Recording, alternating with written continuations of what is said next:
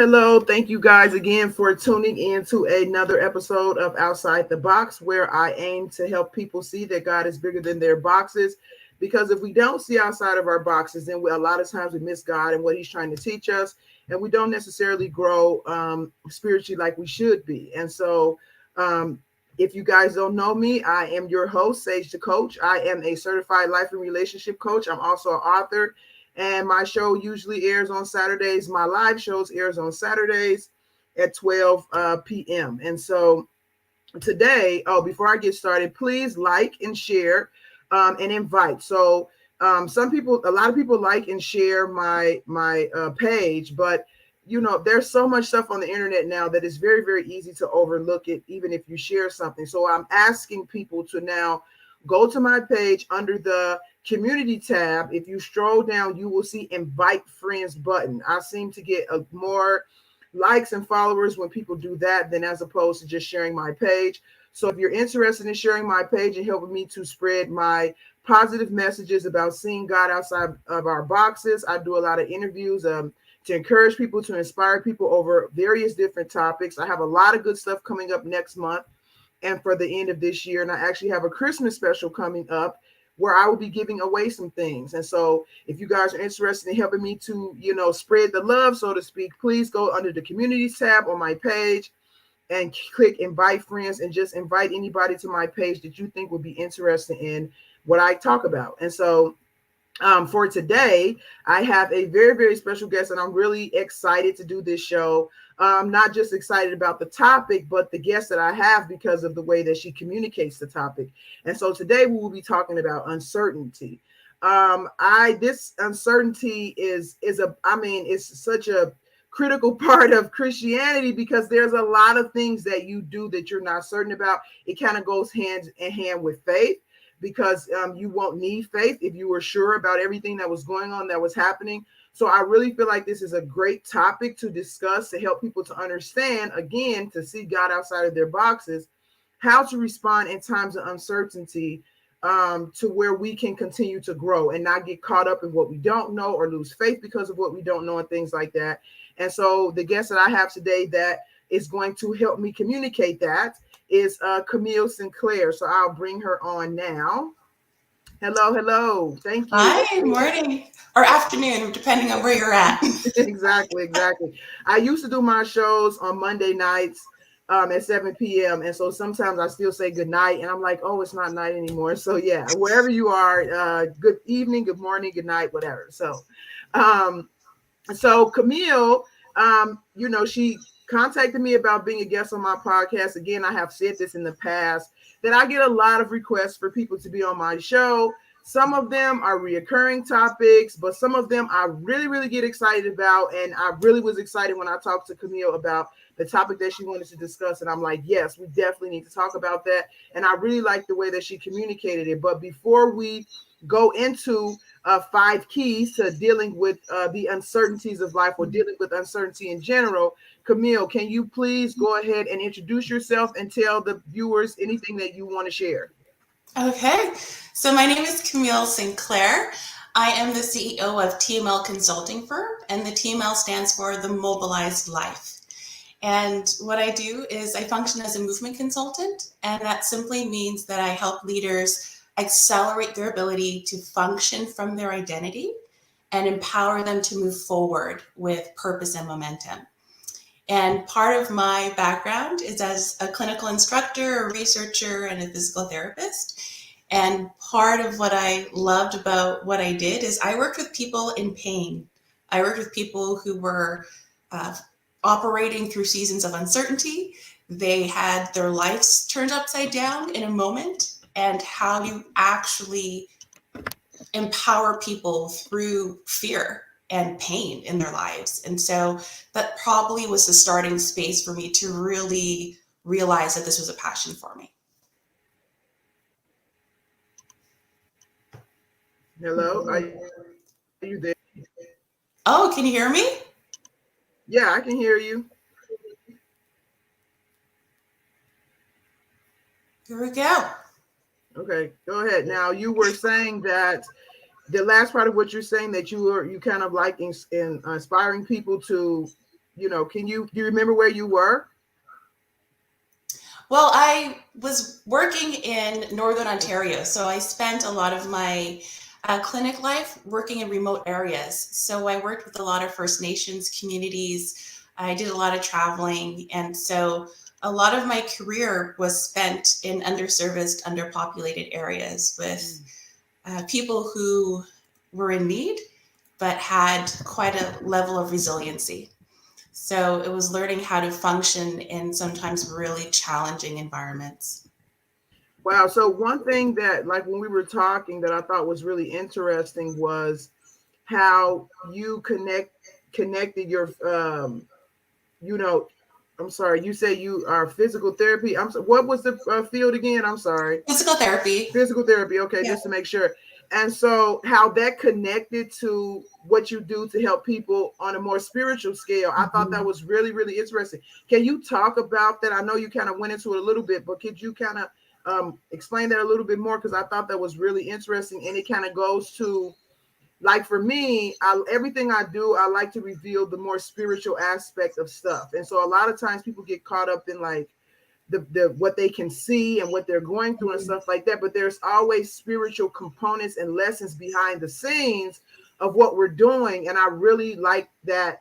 On the surface, just physical therapy, but then on the spiritual side, you kind of connected that to help people in a spiritual way. Can you kind of explain that a little bit? Okay.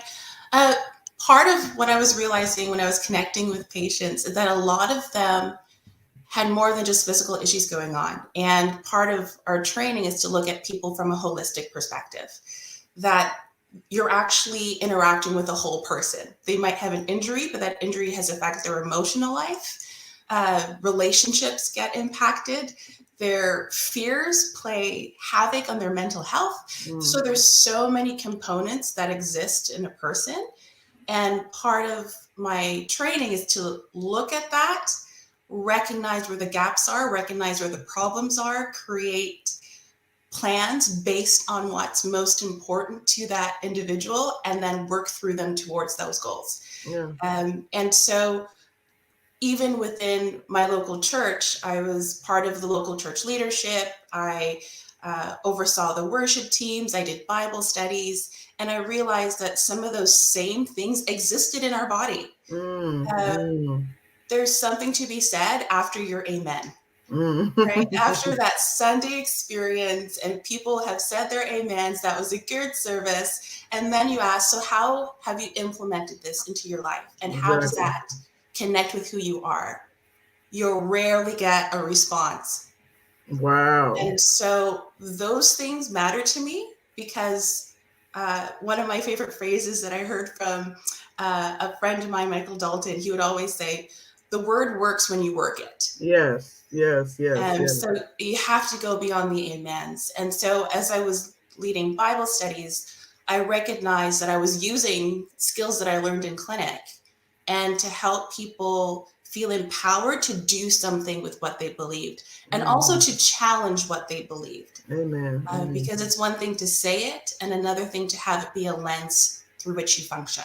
Yes, exactly. And I think I really like that. And I think a lot of the times in our Christian walk, that is the difference between, where we are and what God is trying to get us. Because to say stuff is one thing, but to see it in action, what it requires, what sacrifices need to be made, what it looks like, how it translates to other people. He wants us to know the difference between those two things. And that's a part of the growing process when it comes to Christianity. And I do think a lot of people miss that as well. Like, we just get so caught up in, religion, or just thinking that what can God do for us without understanding the process that he's actually taking us through to grow us to see things from a wider, bigger, deeper perspective, and basically from his perspective. And so, yeah, that's That's so I really like that. I really like that. So now with what you were just saying, now let's jump into this whole uncertainty thing. So the Yeah. first thing that I want to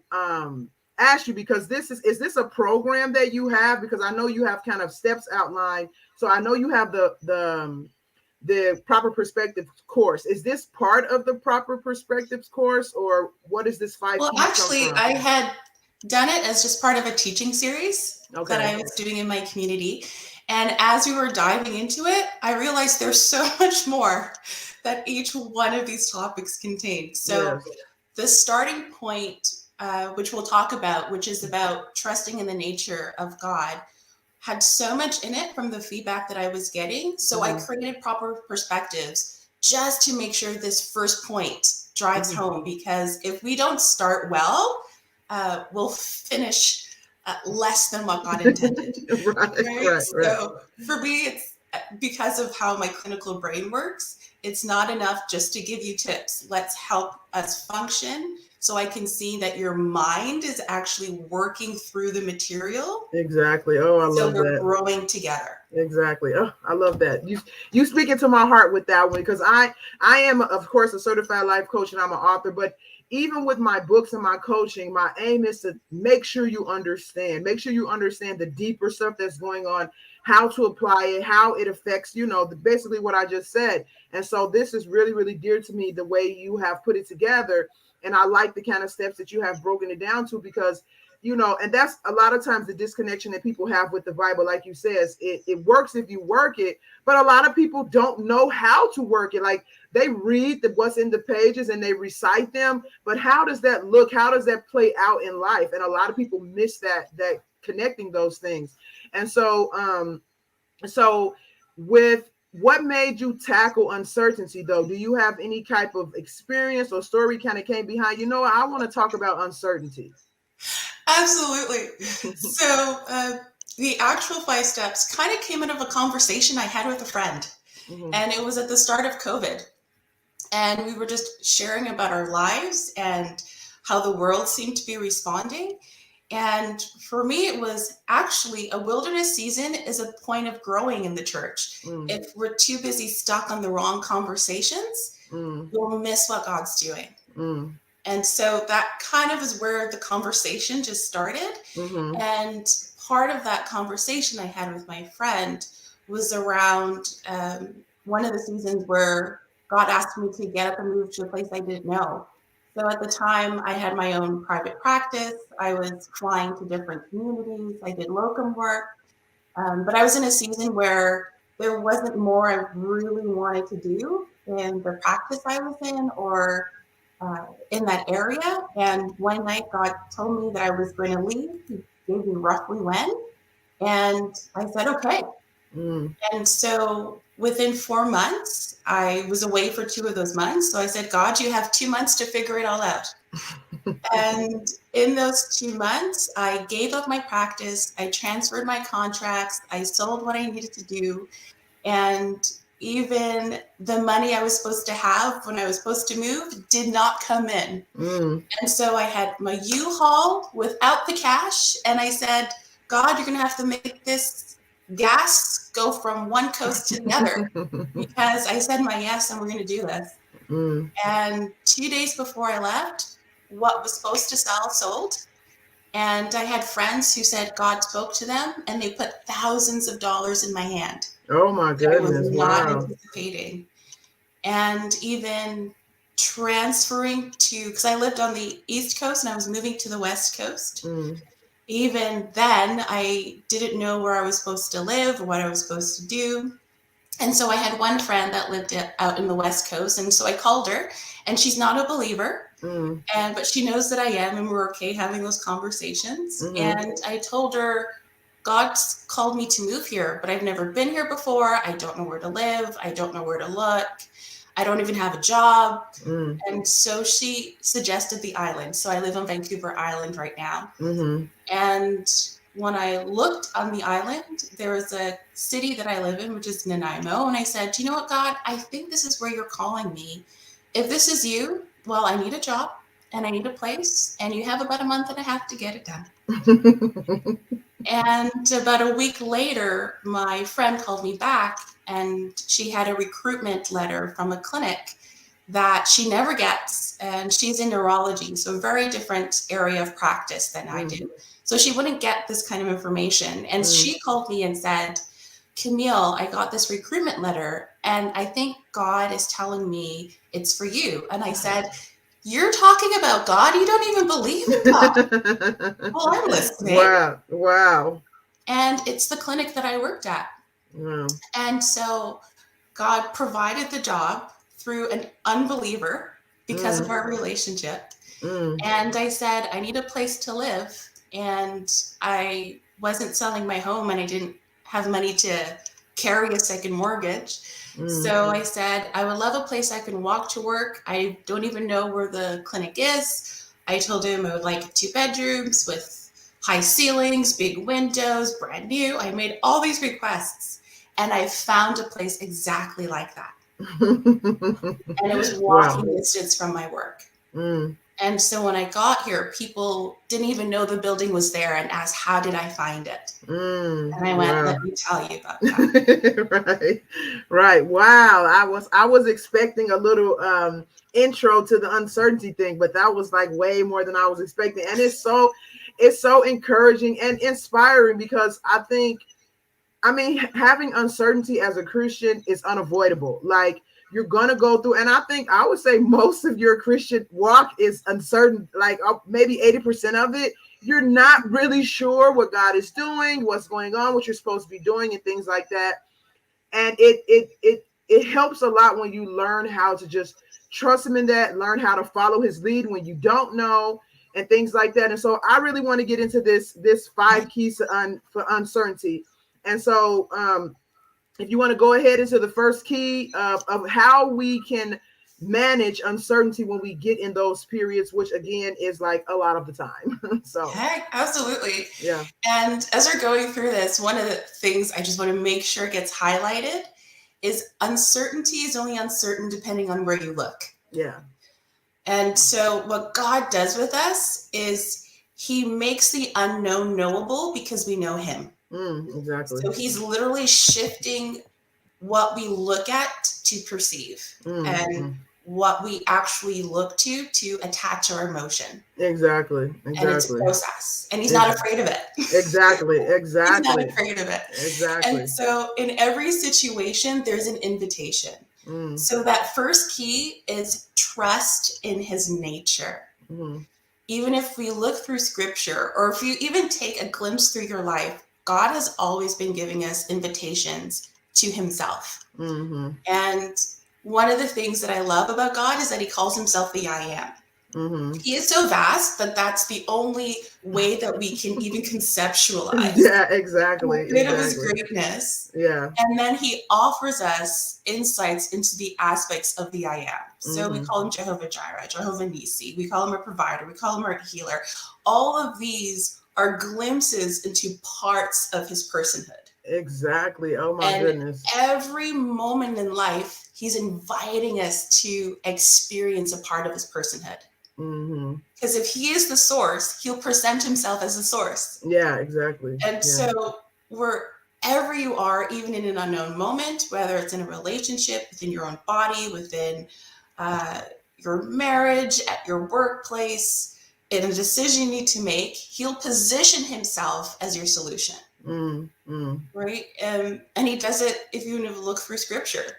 It's a constant thing he does. Yeah. Behold, I am with you. Do not fear. Behold, I am the God who provides. Right. All those things, he positioned himself by saying, I am. Wow. So let me say this really quickly.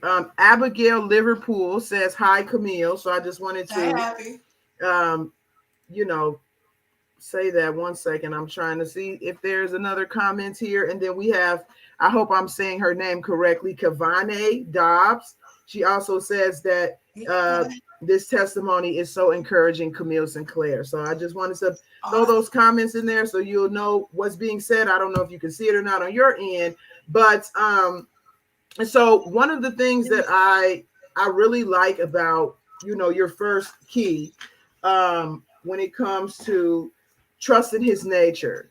Um, I know for me, especially when I started out my Christian walk and trying to get to know God, because I just really wanted to understand what was beyond this world, because the world didn't make sense to me. Like there's a lot of crazy stuff going on, people hurting. And so I was just like, there has to be something bigger. And so I just in myself started seeking that.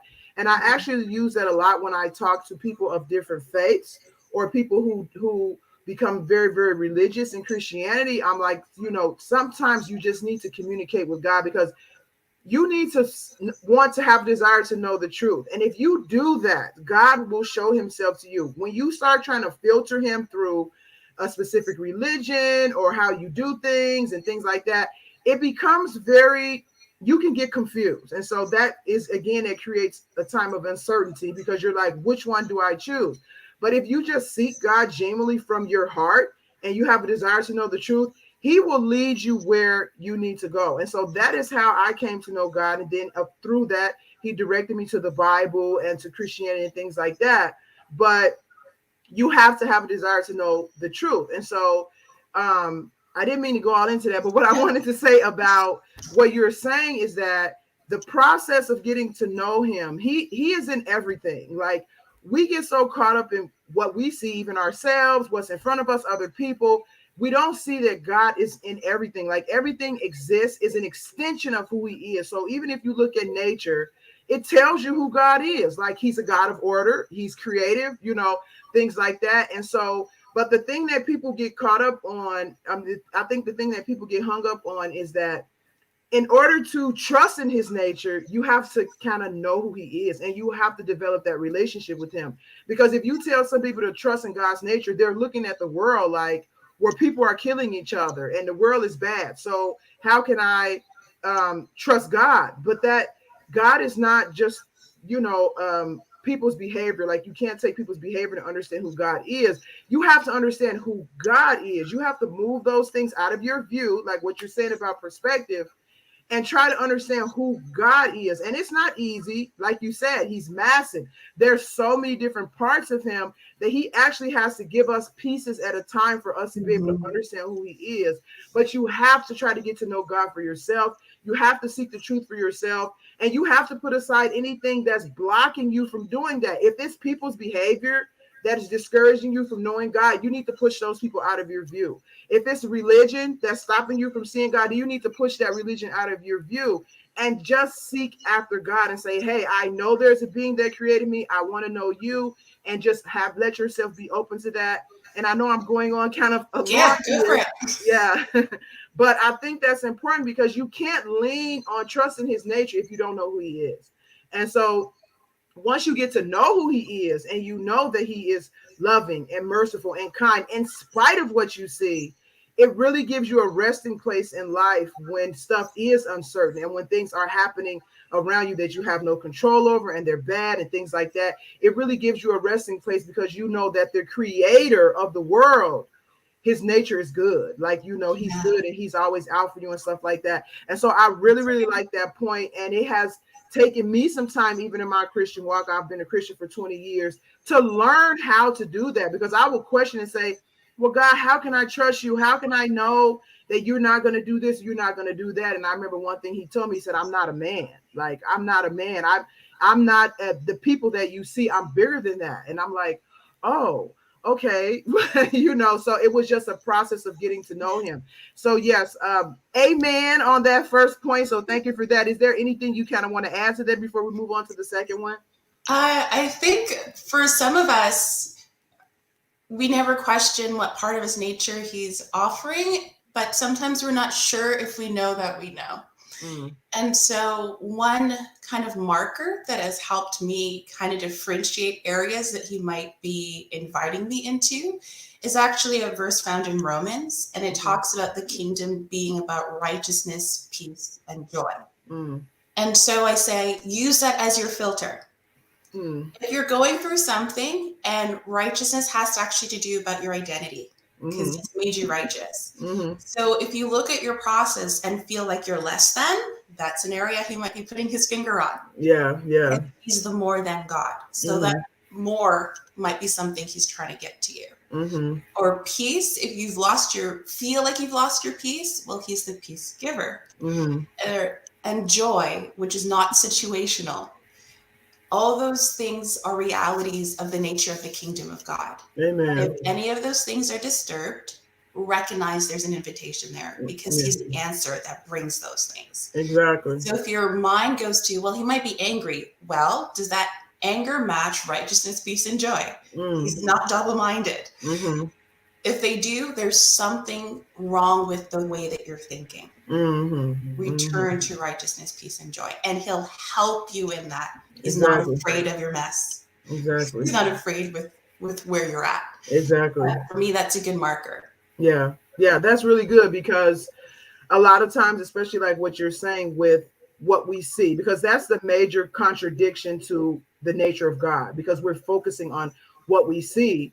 And it's very easy to say, but, and get caught up in our feelings and things like that, instead of understanding that God is stable. Like, he doesn't change. If he did, then the world would be constantly changing and moving, and we can't survive in a place like that. And so he's the foundation. He's the rock. He's stable. He doesn't change. His mood doesn't change. And then he's like, okay, I'm done with the world. You guys, so we have to learn how to look past that and understand that, especially, our feelings are not an indicator of who God is. Like, absolutely. So you realign your thinking back to him. And, the Bible talks about be transformed by the renewing of your mind. Is like, take control of your mind to understand that despite how you feel, despite what you see, despite what you're going through, this is still God and he doesn't change.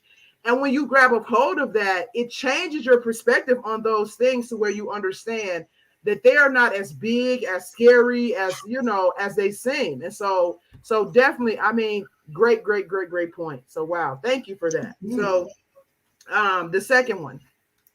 And the second point is called cultivating thankfulness.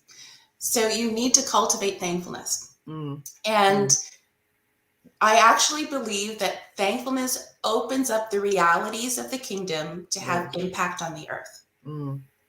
Like, when you cultivate that, it's literally an open door that you're creating. And sometimes when you look at, I'm trying to say, actually, a good thing to start off with is, if you think back to when the Israelites were in the desert, they come out of Egypt, they're wandering in the desert because of choices they've chosen. And God gives Moses instructions on how to organize the tribes. And in the front, the leading tribe that gets sent out is Judah, right? And Judah actually means thankfulness and praise. Both of those words together reflect Judah. So the thing that you start off with, what leads the charge, what allows the presence of God to go with you, is thankfulness and praise. It literally repositions how you set your heart, and it helps direct how you eventually speak. Because one of the realities is that the kingdom is where it activated.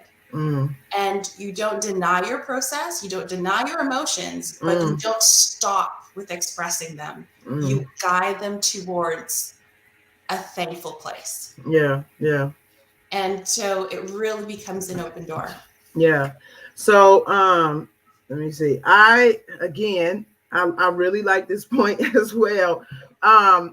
Because I my last show, I talked about depression, Christianity depression, and how I struggled with depression for a very, very long time. I would say probably from about 12 or 13 years old, well into my late 20s, I struggled with depression. And I know that's probably not usual, but that's my story. Yeah. And with that depression, it was always negative thoughts all the time. Like, of course, that's kind of what brings depression on, is kind of negative thinking.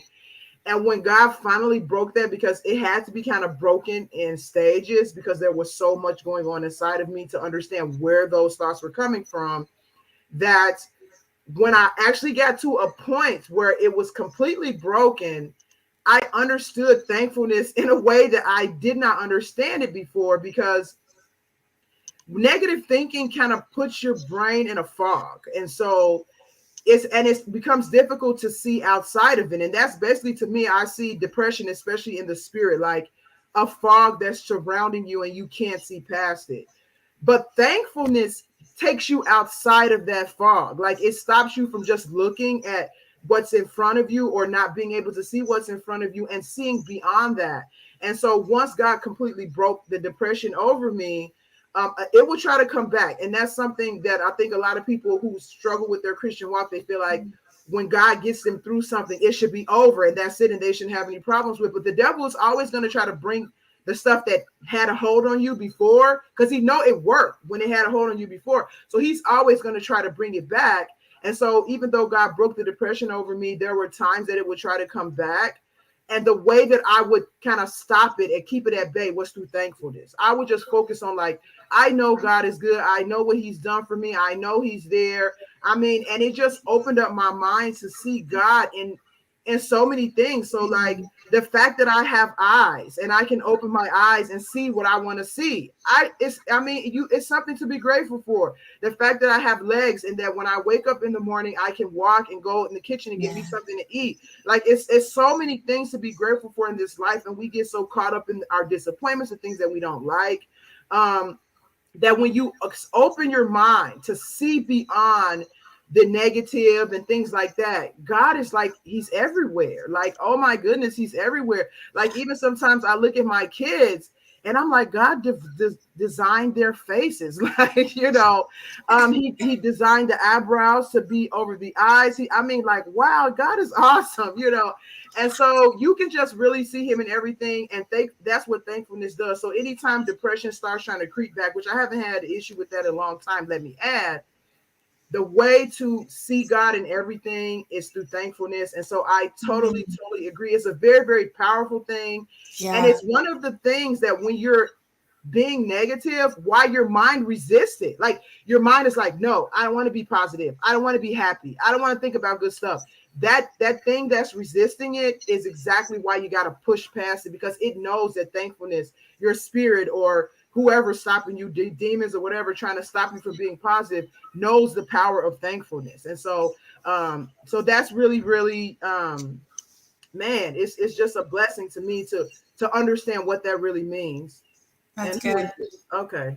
Somebody, Kavani Dobbs, is she, do you know her? Because she's posting your tips in the comments. She put come on. Yeah, she put number 1, trust in his nature. Number 2, guide emotions towards a thankful place. Okay, so yeah, gratefulness. So thanks for Kavane is giving you guys a comment in the comments. Yeah, so make sure you guys are taking notes. So yeah. Okay, did you have anything you wanted to add to that based on kind of what I said, or do you want to move on to the third point? I think you spoke that wonderfully in the sense that like thankfulness actually turns into worship. Yeah. So exactly. Even when the enemy starts to, and you sometimes feel like, I don't even feel like worship, that's the spot to start. Exactly. Because it'll open up into that worship space, and the enemy doesn't like it. So go for it. Exactly. And honestly, even the clinical research side of things with thankfulness, it's actually proven to increase your problem solving ability. It creates longevity. It actually clears your mind so you can be more creative.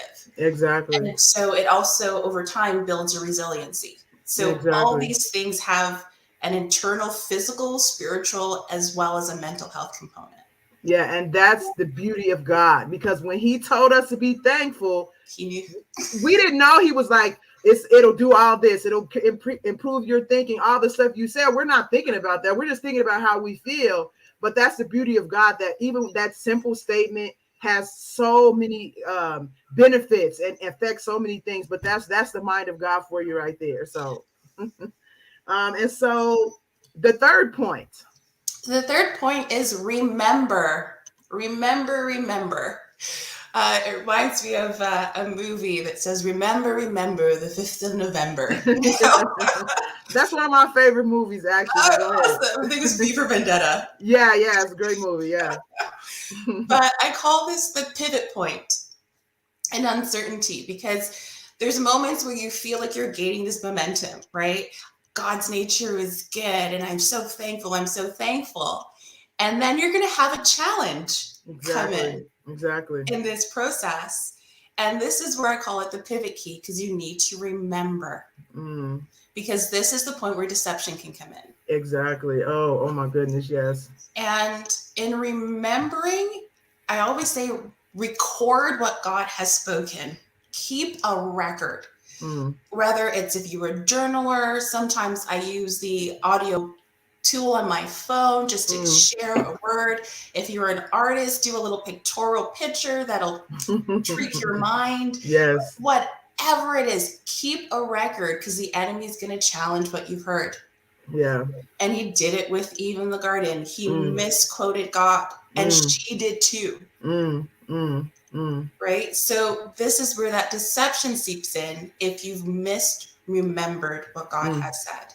Exactly. And oh so my goodness. remember. The 5th of November. Yeah. And also in that, make sure you have people around you who know who you are. Oh my goodness. Wow. Because they can taint what God has told you if they're going to tell you their opinion.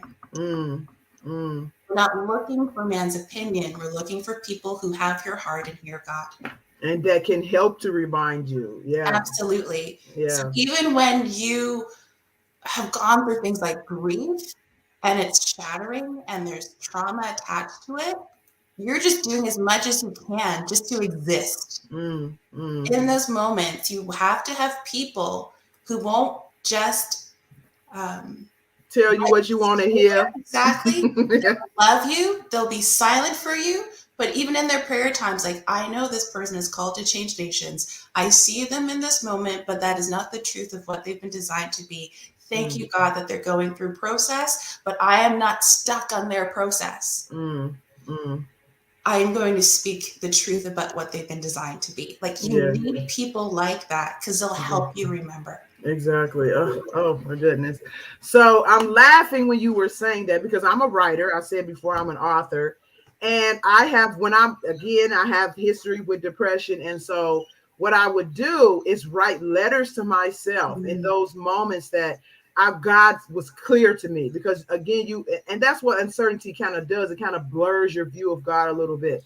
And so I would write in those moments letters to myself where God was very, very clear to me. His spirit was very with me, present.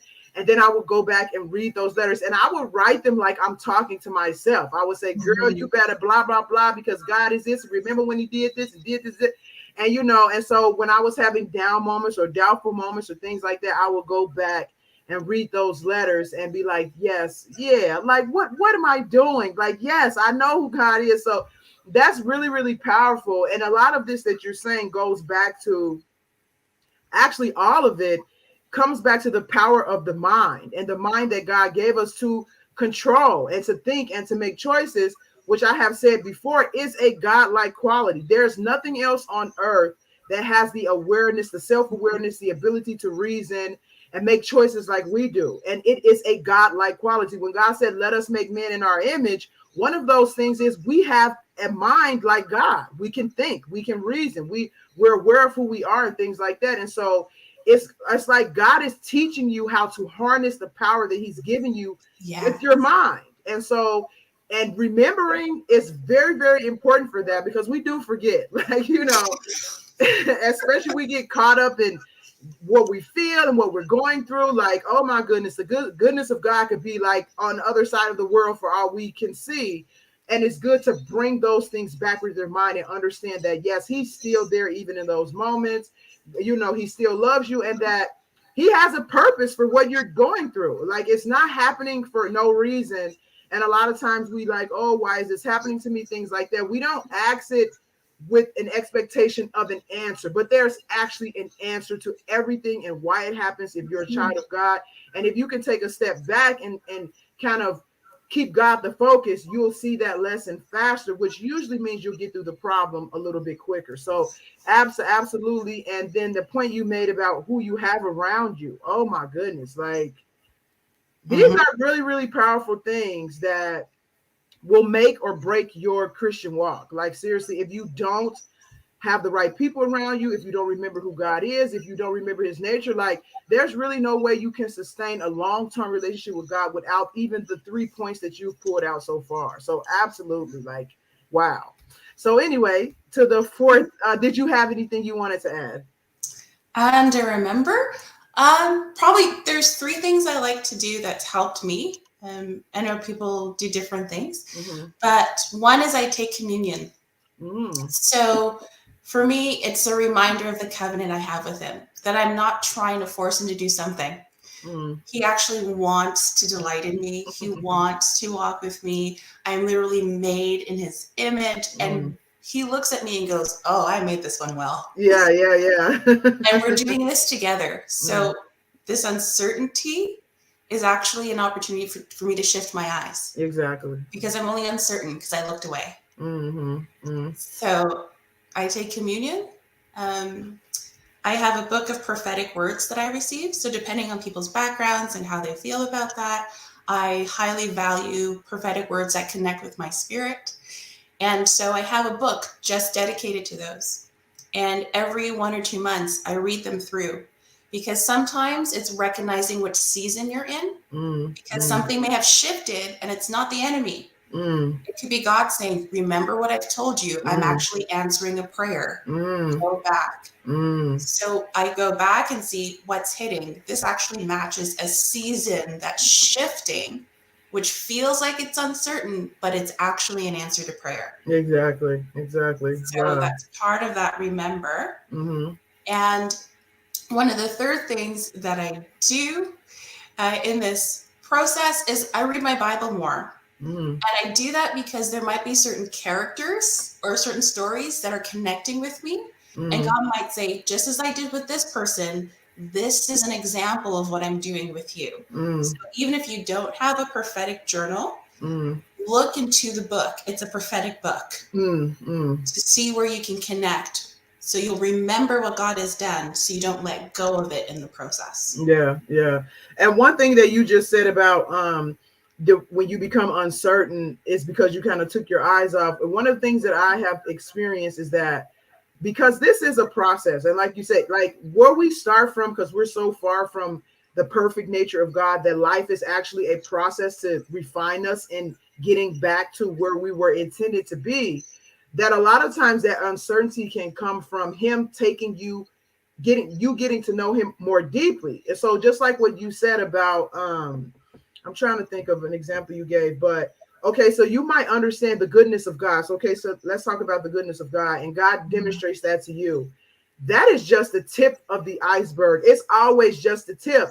And so he might want you to understand his goodness on a second grade level, but now here come uncertain times, because now he wants you to go to the fourth grade level with understanding his goodness. And then Yeah. you have the fifth grade and the sixth grade and the college and the doctorate. So like it's a long journey, but each journey reveals his nature to you in a deeper, deeper way. Because I know there are times where, especially when I first became a Christian, it's like I said, you say the words, God loves me, yeah, and you know what that means generally. But as you begin to walk with God and you understand through different experiences what that really means for God to love you, it's like, oh my goodness, like Big. yeah, it like breaks you down, like me, like oh my goodness. And so, but I wouldn't have understand, and I know I still don't totally understand the extent to which God loves me, but I know I understand it more than I did before, and I can see the process of that journey with learning more deeply and going deeper and deeper and deeper and understanding what that means. So we might know he's a healer over here, but then he'll say, okay, let me show you how far I can heal. You might think, oh, he can heal my physical body, but then God's like, no, I can heal you mentally and emotionally and spiritually too. And so yeah, it's definitely goes in you, he draws you in closer to understanding him even more. So absolutely. And I really think that's interesting. So you take communion not at church by yourself, so you kind of do communion. How often do you do that? Whenever I want. Yeah. There's Yeah, no religious time frame that he gave, so I don't have to conform to anyone else's. exactly. Oh, I love Um, that. I love I that. do it whenever I want. Usually around Easter, I like to take 40 days just because it's the choice I've chosen. Yeah. And there's seasons when I just want to. Yeah, So I do. exactly. Exactly. Oh, I love that. And so, and I think what's important is that It's not the crackers and the juice. It's what it symbolizes. It's what it speaks to your spirit. And so I really like that. And I can see myself. I've never taken communion outside of church before. Actually, the thought never came to my mind before.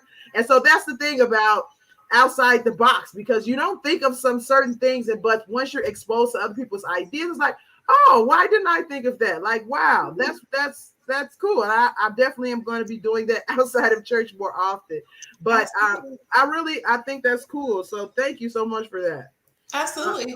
The only direction was to do it in remembrance of him. Exactly. Exactly. Yeah. And so here we go for the fourth point is pray from identity. Pray from identity.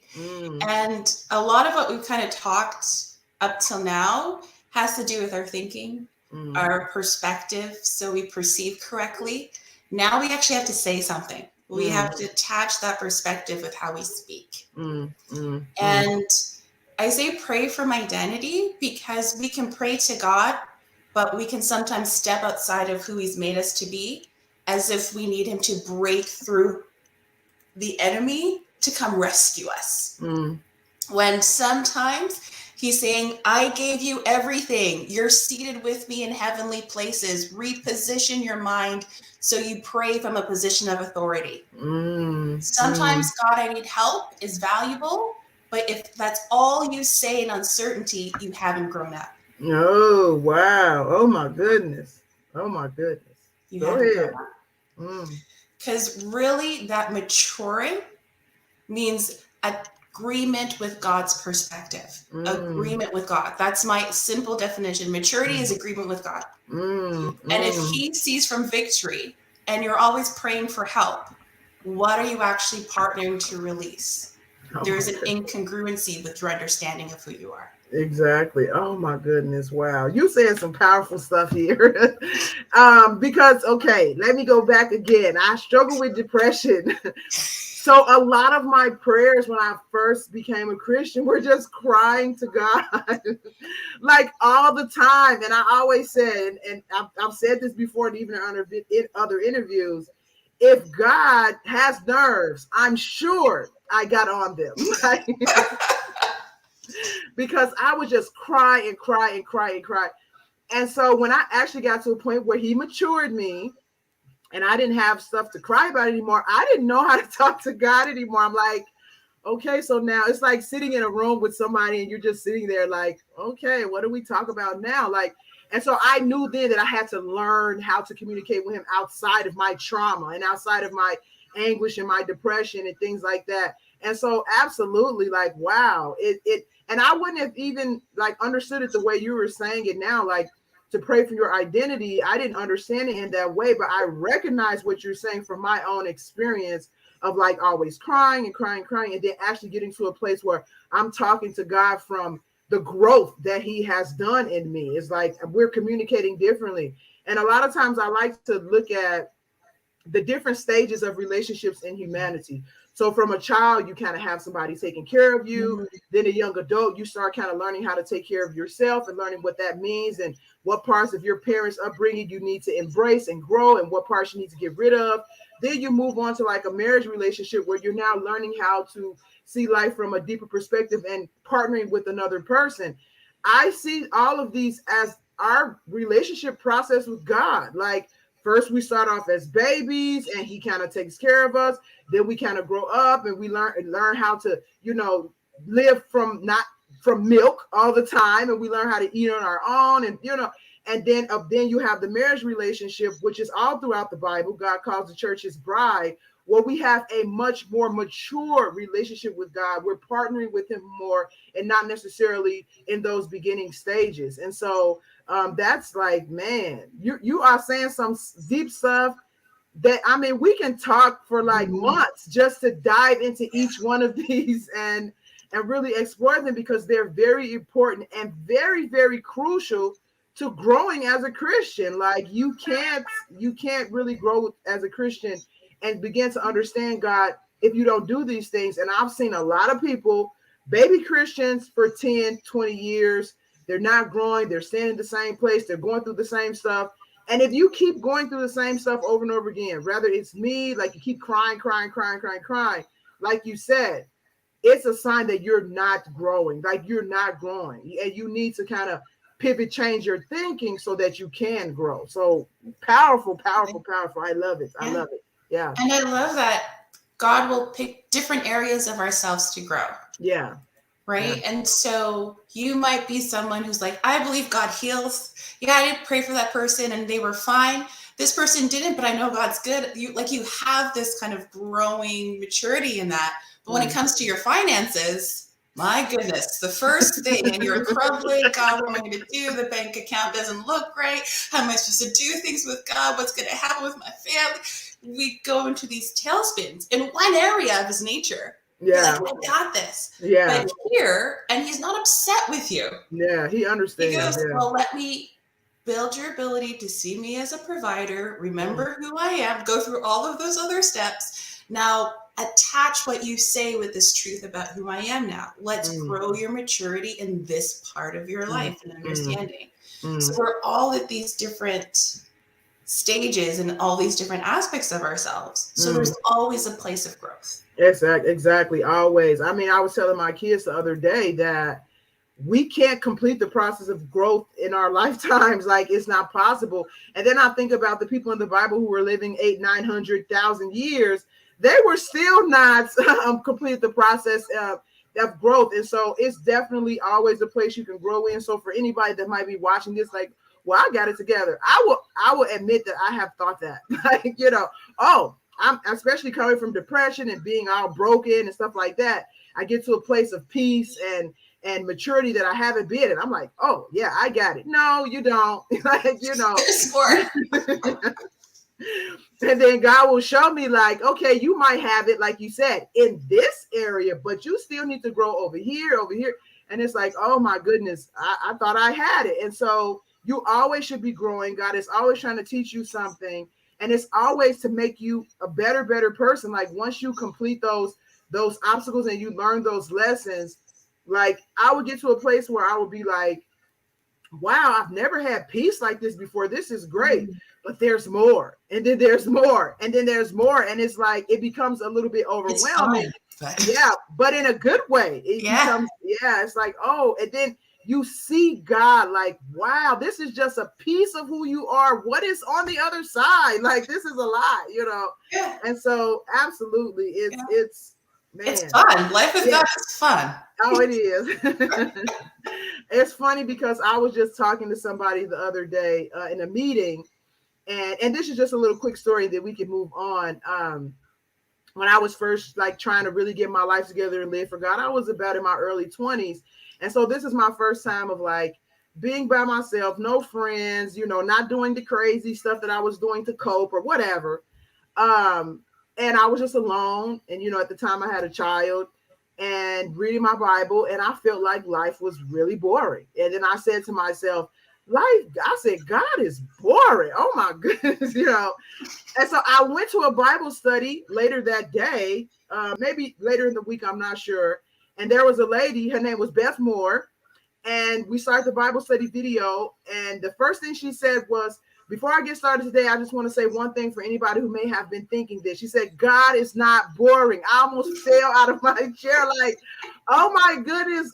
I mean, you really feel like, God is watching you even when you think you're alone. I'm like, oh my goodness. And I never said that again.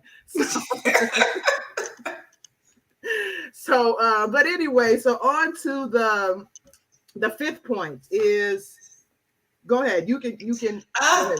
The fifth point is to build, which is the action. Yeah. There's always a doing part to our faith. There is a work attached to this faith journey. Yeah. If it's not, it's just a mental agreement. Yeah. But to build means that even in uncertainty, and remember, the uncertain thing is that you looked away. Once you look to him, there's a solution. Exactly. And there's permission to activate it by building something. And for me, I kind of made it as a bit of an acronym because I was reading through Jeremiah, And we all know the verse 29:11, right? For I know the plans I have for you, says the Lord, plans to prosper you, give you a hope and a future. Yeah. And we love quoting that. Mm. But there's stuff before that happens, right? So before that happens, Israel has now been brought into captivity. They're in Babylon. And Babylon is actually the site where the Tower of Babel was, right? Where God confused the languages as they were building a temple building a tower to reach God on their own terms. And so the Israelites knew that as a place of confusion. So they're now taken out of their land, brought into a place of confusion that they now have to exist in. Like sometimes, if you can even stop to consider, they've seen their family members brutalized. Things they loved have been upheaved. They're moved from everything they assumed was foundational to them. Their land has been taken. People that they hated now have ownership of them. Like, can you imagine the emotional, the mental toll Yeah, exactly. that would have been to a people? And they're in a place that they know is confusion. This is where they've been called to exist in now. And into that environment, through Jeremiah, he sends these two men to give a message to all of Israel from God. And he tells them to do certain things, and I call it the build. First, he says to build houses and dwell in them. So in the place of confusion, you get to create order.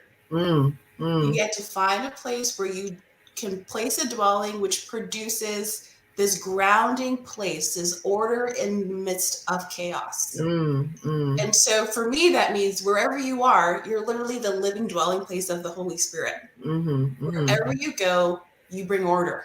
You have permission to bring order. And so you have the permission to build a house and dwell. And he tells them to utilize their skills to plant and produce. They had something that they could do to produce in the midst of confusion. And for me, that means there is something that you may not know, but right now you're equipped to do something. He's already prepared you. He's already equipped you. You might not be aware of it, but it's there. So in my mind, I think, if you're someone who says, well, I don't know where I'm going to get my money from. I don't know what to do. I lost my job. I don't have any skills. Well, that's a lie. If you break pies, you have a skill. Like, you might not see it as valuable, but it might lead to something. You always have something in your hand. So utilize your skill. Yeah, that reminds me of many stories in the Old Testament where God always used what people had. And it seemed like meaningless, everyday items that they didn't think much of, but he used it and partnered with them, because it wasn't just the I'm thinking of the lady that had the jar. She had God told her to fill the jars with oil. Yeah. And it wasn't just that. It was it's faith, the faith to step out and use what you have, what you see, and do something with it. And then God blesses that thing, because we have to be like, one of our main purposes on earth is to manifest spiritual truths. That's what we're here to do. But we can't do that. Manifestation requires action. Like, you can't manifest anything if you don't do anything. And so when you think about the seed that's in the ground, if the seed doesn't grow, nothing is going to show on the top. So you have to be doing something. You have to give God something to work with and to bless and to partner with you on, because not doing anything is actually one of the definitions, in my opinion, of death. Like, death is nothing. There's no action. There's no life. There's nothing growing. There's nothing moving. And we're not doing that. You're operating in a state of death, actually. And so that's really important, because like you said, and it goes even back to the gratitude thing, because when you are grateful, you can start to see the things that you have that you're not really paying attention to or think very much of. So for example, like I was saying about the fact that I can get up and walk. Like, some people can't get up and walk. There are some things that God created, like a tree. It can't walk. It just sits there in the ground. But if I want to do something, I have the ability to walk and go and do it. And that's a blessing. But if you're not looking at that God in a grateful way, or looking from a place from gratitude, you're not going to see even those small things that you take for granted, like walking or looking or seeing, to know, okay, I can do something. I can go over here. I can, move this. And like you said, everybody has skills. Everybody has gifts. Everybody has abilities. God is not going to create beings as intelligent as we are and then give you no gifts at all. Like, you have something. And so it's Absolutely. up to you, through grateful eyes, which opens your ability to see that, to use those things. And then God partners with you to manifest whatever principles, like what you said, order, which is a part of his nature, into, manifesting something good in the earth. And so really quickly, I want to touch on order, because it's really important. God is a God of order. Without order, the universe wouldn't even exist. And when the Bible talks about lawlessness being, the big part of how sin is described, it's people operating outside of God's order. You're not operating in the order that he created the universe with. You're out of whack. You need to come back into the fold, because the way he created it is the perfect way for everything to work. And so, so they use these things. You use the ability that God gave you, the gifts he gave you, the materials that he has for you, to create a principle or manifest a principle that reveals who God is, because now they can see God more clearly, because now they're surrounded by all this, like you said, misfortune, all this stuff is happening. But through being able to build and things like that, it's like you understand that God is still present, even when stuff around you is not going the way you want it to go. And so, great point. Wow. I mean, you should be like a Bible teacher or something. I mean, I know you said you ran Bible studies and things like that. I don't know if you still do that, but this stuff is golden. Like, seriously. Yeah. Oh, awesome. Yeah. I love it. I do love the Bible, makes me happy. Yeah, definitely. I second that. So, and so, let me see. We went through the 5 points. So the first one was, and again, for anybody who is looking in the comments, Kavane has spelled them out. She still went through she did the fourth point, pray for my identity. She talked about maturity, agreement with God, build, the faith in action, which is right on point. And so these are the 5 points. So if anybody is watching and you have any questions, because we're going to wrap up here soon, if you have any questions for Cameal to answer about anything that she said, you can go ahead and put those in the comments now, and we will try to get you some answers for that. And is there anything else you kind of wanted to add while we're waiting to see if anybody asks any questions? Probably just to say, even with all these 5 keys, don't make them into the law. There are things that to help you in your journey with God. There are principles that he's revealed in people's lives and through scripture, but it's never meant to be a burden for which you need to carry. Yeah, absolutely. So at any moment, recognize that he's always inviting you in, and don't get stuck in your process. I think it's a big key. Don't allow what's happening in a moment to allow you to turn your eyes away from who's with you and who you are. And so if you don't remember anything else, you have permission to see him, permission to be you, and permission to build. Yeah. So be encouraged. Yeah. Wow. And like, even what you were saying about not to get stuck on it, it's like, this is my whole premise behind Outside the Box, because God was never where I expected him to be ever. Like, in my life, you expect him to come a certain way, act a certain way, do a certain thing. You expect him to bless whatever ideas you come up with. You say, oh God, I want to do this, bless it, but he never appeared to me, or the lesson that I gained from whatever he was taking me through was never what I was thinking. It was never what I was expecting. It was never the outcome that I was looking for. And so if you just, even with these, because people do that, and actually that's where religion comes from, when you're looking at what makes sense to you, and you don't look outside of that. So even if you look at these 5 points and you just stay glued to this and you don't do this, and then God becomes filtered through this, instead of you understanding that this is just a small piece for you to understand the bigger picture. To me, that's how that religious mentality comes in. You can get lost and idolize a process instead of idolizing God and getting to know God in the process, because the process is not God. God is just a part of it. Everything that he does, like what you were saying about our perspective, or widen our perspective, or even me with outside the box, thinking outside of what you not being so glued to what you're thinking and being open to what's outside of your box. It all is to teach us who God is. That's all it is, to teach us who God is. And the more we know who he is, the more freer we are, the more fulfilled we are, the more we understand who we are, we understand our purpose. Like, it just opens up your life to a lot of things that a lot of times we don't really think about. Like, it's to fulfill us in so many ways. And so we have to be able to not see the process, but understand that what's going on is bigger than the process. And so I think that's very important as well. So I don't see any questions coming in here. We're getting to the time, which is let me see, it's 1:06 now. And so you guys, Cameal, you can talk about a little bit more. She has a course on her website, the Mobilized Life, called Proper Perspectives. Do you want to talk about that a little bit and let people know in case they want to sign up? Because I mean, I feel like this information that you're giving here is golden. Like, everybody needs to know this. This is one of those things that even if you are a seasoned Christian like me, or I'm sure you can never go wrong going through this stuff again. Like, you need to be reminded, like we talk about, remember. Yeah.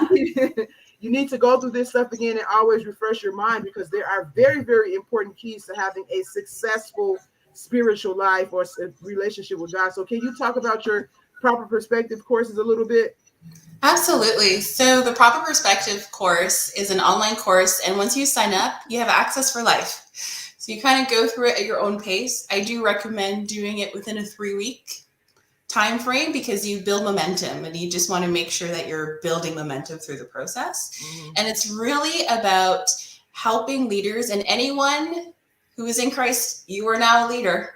And it's to help us reinforce or discover perspectives that allow us to live a mobilized life. And it really is based on 3 key areas, which is around a perspective of God, a perspective about ourselves, and a perspective of the kingdom. And for me, that's so valuable, because in kind of our culture right now, there's this tendency to use church and kingdom as the same thing, and they're not. They're not synonyms. And so it kind of dives into a little bit of the groundwork of what the kingdom is. And I usually say, people are like, I'm not sure if that's true, Cameal. I say, then where do angels exist? Do they exist in the kingdom of God? And they do, but they're not the bride of Christ. They're not the church, but they're part of the kingdom. So we have to understand the interplay of those 2 things. And so part of that is really enforcing some of those truths, so we start from a healthy foundation. And I think it's just a really great place to reinforce, even as leaders. Oftentimes, and I've kind of grown up around church leadership and pastors and ministers, that they're often giving and not pouring, or they will never challenge their foundations to see what areas they need to reinforce. So give yourself permission to do that without questioning the position that you have. Wow. Like, okay, so you guys, the link to her course is in the comments if anybody's interested in signing up. And so, I mean, I really, the way that you kind of understand the Bible, especially the way that you communicate it, I really think you have some gifting in that area. So where do you think that just comes from? Do you kind of consider it a gift, or like you say, you kind of grew up around ministry and things like that? So how do you think you've come to like understand things in a way that you can communicate it so clearly? I think it's part of a gifting I have. I think it's sitting under other people who are great teachers and preachers and communicators. And I think part of it's clinical, because I have to be able to take complex ideas and communicate them in understandable and actionable forms for people who are also going through things. So part of that is just training, and it's something that I love. I love when people can take an idea, apply it, and understand it for themselves. I think part of it, I don't want people who follow me for the sake of following me. That's not joy for me. It's follow me so you get empowered, so you can go, so other people can follow you. Exactly. Wow. Yeah. Go ahead. Yeah. And so I think that's part of how I've been gifted. Yeah. It's really good, and it has me stirred up. And you know, it's just really important a lot of these things. And like what you were saying, even when it comes to, the church culture, which can sometimes become an idol in and of itself, we start kind of worshiping the church instead of actually growing a relationship with God and growing spiritually like we're supposed to be. We get caught up in all these labels and how we look to each other and what we're doing and being in the front, the person that's teaching and stuff like that, that we kind of miss a lot of stuff too. And so it's always good to have, just basically kind of like basic and clear ways of understanding our spiritual journey. And I think these 5 keys that you spelled out really does a very good job of like putting your focus back where it should be. It's not on your title, what you're doing. And a lot of people, I think, even idolize their calling. Like they just want to go out and do what God has them to do. But doing that is a byproduct of you growing here first. Like you can't really even do that effectively if you're not growing spiritually, your relationship with God and things like that. And so I really like these 5 keys because it's like it puts your focus back where it should be, not on all this other stuff that we get caught up in. So I love it. And I think if you don't, I know you have the proper perspective course, but you definitely need a 5 keys to navigating uncertainty course because this is really good information. And I'm like even excited to see what else you do. Like do you have any other courses, or do you teach on any other things or talk about any other type of things? Well, part of what I'm going to be releasing next year actually is what I call the mobilized method. So taking kingdom principles, things that are through the Bible, but communicating them in non-Christianese language about how to mobilize from within. So how do you practically bring momentum in through your life so you can lead from that place? So you can affect your organization, your family structure, where you've been called to serve from this place where you're ever growing in freedom. So that's what I'll be releasing into the new year. And I also am a consultant. So people actually connect with me one-on-one. And it's in that space because I have a heart for leaders. I think they need a healthy place to process if they're not denied honor. And so they're not saying, well, you can't function because you're processing. But hold on, let's establish who you are so you continue to lead, because your life affects other lives. Yeah. Wow. And so that's something that's a passion for me, is to see healthy leaders lead. And so they connect with me one-on-one, and we can kind of organize what that picture looks like individually or go through packages. And part of that is really having a discovery call. So I usually tell people, if you're not certain, start with a discovery call. So we can see if we're the right connection, if we're the right fit for each other. And then we kind of go and create an action plan based on what your needs are, and have accountability calls to see how are you progressing, what are the areas of need, how are we needing to shift things, and then how are we adjusting the goals that we're aiming for based on what God's doing in your life in the moment. So that's part of what I offer as a movement consultant. Yeah. Wow. This sounds really good. And so now I don't know if we had this conversation before, because I know you were in physical therapy and you told me about the consultation stuff, but are you a coach? Because that sounds like coaching. So you can coach without calling yourself a coach anyway, but do you have like any type of certification in coaching, or do you consider yourself a coach, or are you more like kind of stick to the title of consultant?